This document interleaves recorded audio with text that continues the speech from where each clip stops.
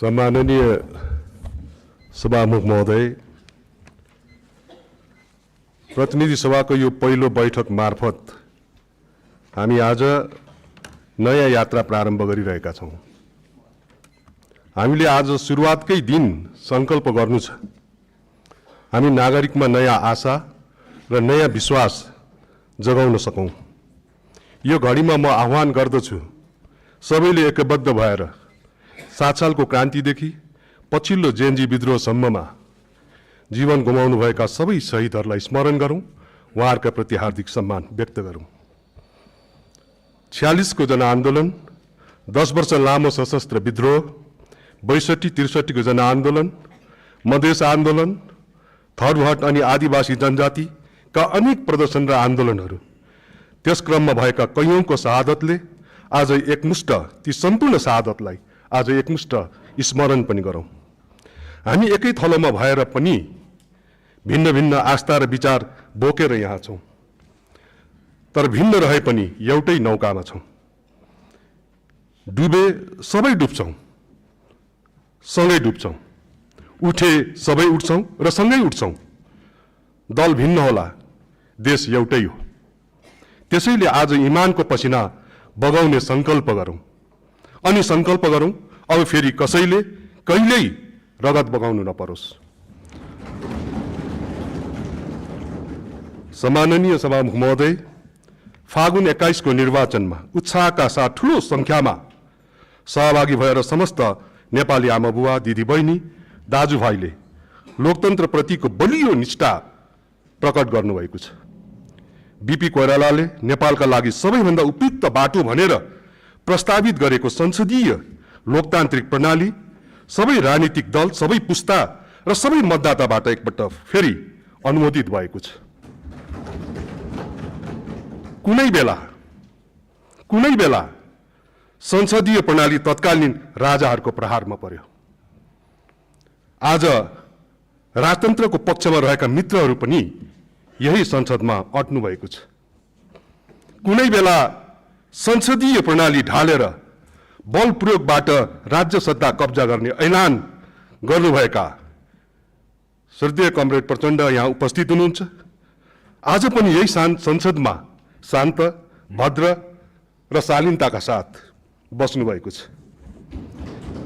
कुनै बेला कांग्रेसले अपनाएको बाटोमा विपक्षमा खरो उभिएर अब दलहरूबाट देश चल्दैन भन्ने मित्रहरू पनि नयाँ दल खोलेर सबैभन्दा ठूलो दल बनेर यहाँ उपस्थित हुनुहुन्छ। रुखको साझा छहारी जस्तो यो संसदीय प्रणालीमा आज तपाईं सबैलाई स्वागत गर्न पाउँदा म हर्षित छु। नेपाली कांग्रेस निर्वाचनबाट दोस्रो दल बने पनि पार्टीले बोकेको सिद्धान्त, विचार र बाटो अझ सबल र अझ सफल बनेको छ। यो घडी कांग्रेस पार्टीका प्रत्येक सदस्यले विशेष गरी सन्तोष व्यक्त गर्न मिल्ने घडी हो। म यति बेला ती प्रत्येक आदरणीय साथीलाई यो रोस्टरमा उभिएर स्मरण गर्न चाहन्छु। सम्माननीय सभामुख महोदय, नेपाली कांग्रेस निरन्तरतामा नवीनता भन्ने दृष्टिकोण राख्दछ। त्यसैले हरेक कालखण्डमा कि त हरेक परिवर्तनको नेतृत्व कांग्रेसले गर्दै आयो, कि त अरूले उठाएको जायज मुद्दालाई निष्कर्षमा कांग्रेसले नै पुर्यायो। त्यस हिसाबले कांग्रेस जेएनजी विद्रोहले उठाएको मुद्दालाई पनि निष्कर्षमा पुर्याउन प्रतिबद्ध छ। एक जिम्मेवार प्रतिपक्षी दलको रूपमा यो परिवर्तनलाई साथ दिन, सघाउन र खबरदारी गर्न कांग्रेस प्रतिबद्ध छ। परिवर्तनको स्वर र भावनालाई आत्मसात गरेर नेपाली कांग्रेसको विशेष महाधिवेशनले विभिन्न दृष्टिकोण पारित गरेको म यहाँ स्मरण गराउन चाहन्छु।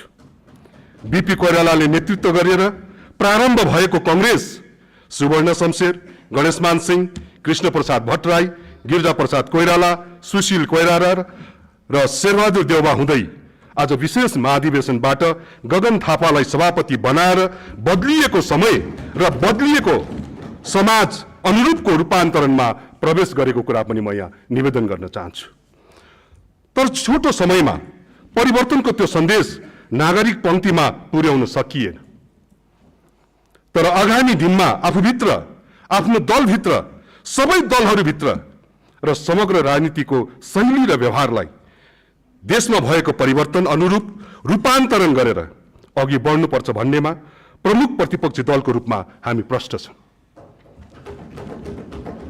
अत यो घडी पहिलो दलका रूपमा निर्वाचित राष्ट्रिय स्वतन्त्र पार्टी र यसको नेतृत्व नयाँ प्रधानमन्त्री बालेन्द्र शाह र नयाँ सरकारलाई बधाई ज्ञापन गर्दै कार्यकाल सफलताको लागि म नेपाली कांग्रेस पार्टी र मेरो व्यक्तिगत तर्फबाट पनि धेरै धेरै शुभकामना दिन चाहन्छु। फागुन 21 मा सम्पन्न निर्वाचनबाट निर्वाचित सबै दलका माननीय सदस्यज्यूहरूलाई पनि म यो घडीमा हृदयबाट हार्दिक बधाई ज्ञापन गर्न चाहन्छु। सभामुख महोदय, यो संसदले एक ढिक्का रहेर गर्नुपर्ने एउटा प्रधान काम भनेको नागरिक पंक्तिमा आशा र विश्वासलाई निरन्तर जगाउने र निरन्तर जोगाउने पनि हो। बितेको 35 वर्षमा देशमा केही पनि भएन भन्ने निराशाको भाष्य जनजनमा पुगेको छ, पुर्याइएको छ। यसलाई हामीले चिर्नु सक्नुपर्छ। बितेको 35 वर्षको अवधिलाई यसो फर्केर हेरौं त 10 वर्ष लामो सशस्त्र द्वन्द्व यही अवधिमा भयो। हजारौंको मृत्यु भयो, अरबौंको ध्वंस भयो। राजाले निर्वाचित सरकार भंग गरेर यही अवधिमा निरंकुश सत्ता चलाए। यही अवधिमा देशले दुई पटक भूकम्पको सामना गर्नु पर्यो। हजारौंको मृत्यु भयो अनि अरबौंको क्षति भयो। यही अवधिमा विश्वव्यापी कोरोना महामारीबाट हाम्रो देश पनि ग्रस्त भयो। त्यसले हाम्रो हजारौं आफन्तको मृत्यु भयो अनि मुलुकको अर्थतन्त्र पनि जोखिममा पुग्यो।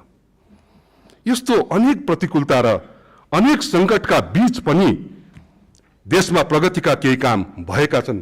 सभामुख महोदय, म मेरै गाउँका र तपाईहरु सबैको गाउँका आदरणीय आमा बुबा, दिदी बहिनी, दाजुभाइहरूलाई यहीँबाट आग्रह गर्न चाहन्छु।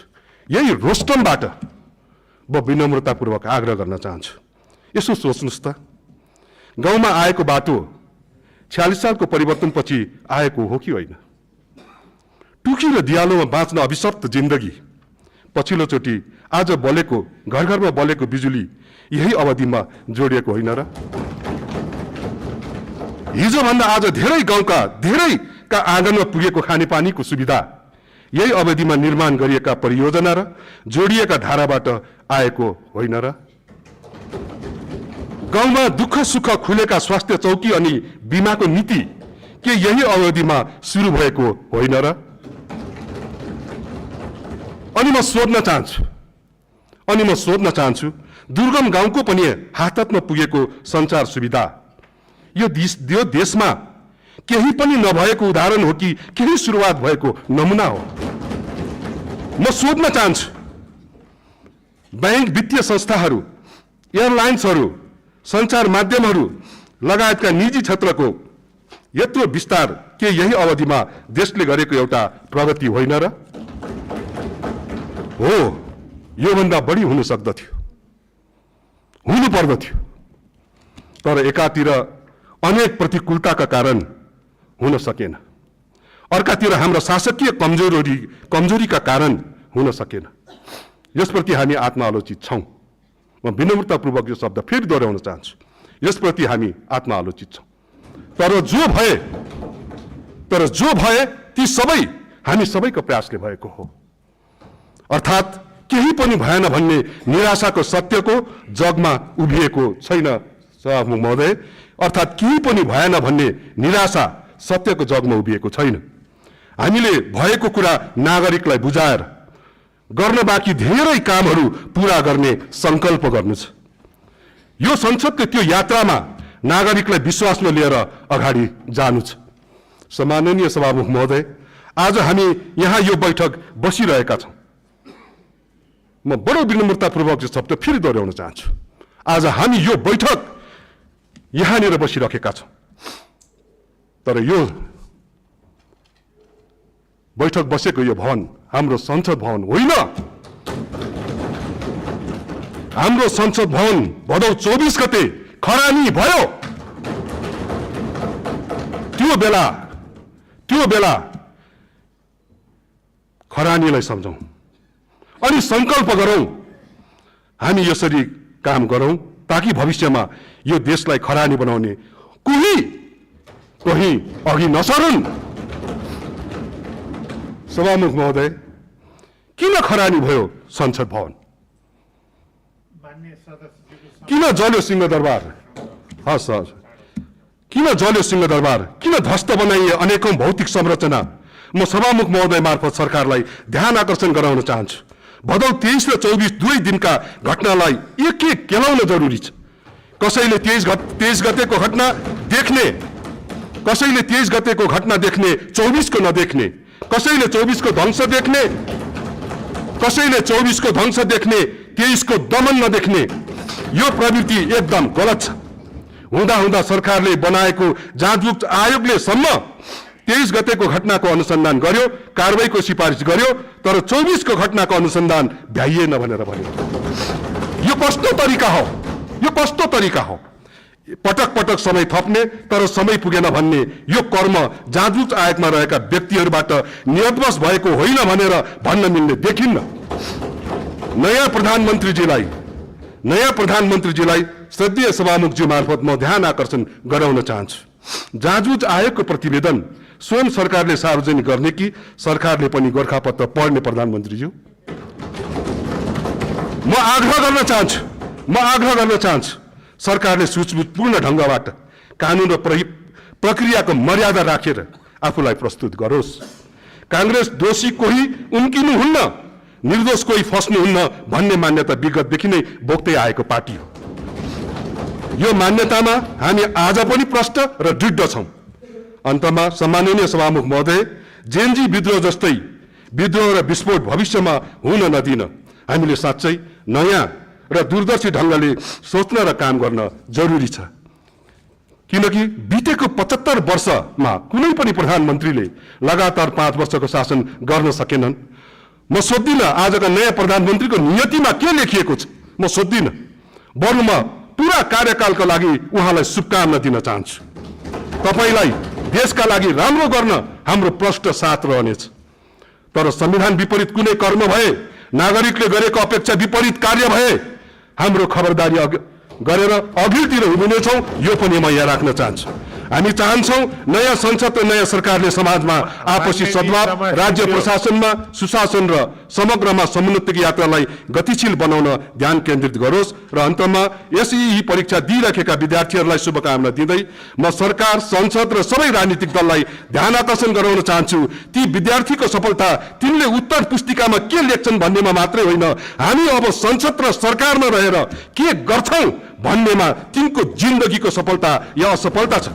हामी काम गर्दा तिनै किशोर किशोरीको भावना र भविष्यलाई केन्द्रमा राखेर काम गरौं। म त्यो आग्रह गर्दै नेपाली कांग्रेसका तर्फबाट सबैलाई फेरि पनि सम्मान गर्दै निर्वाचन सम्पन्न गराउन निरन्तर दृढ साथ दिने सम्माननीय रामचन्द्र पौडेलज्यू, नेतृत्व गर्ने श्रद्धेय सुशीला कार्की र उहाँको नेतृत्वको सरकार अनि अहरात्र खटेर निर्वाचन सम्पन्न गराउने निर्वाचन आयोग, सबै सुरक्षा निकाय, निर्वाचन प्रहरी र सबै आदरणीय पत्रकार मित्रहरूमा श्रद्धा प्रकट गर्दछु। धन्यवाद। जय नेपाल।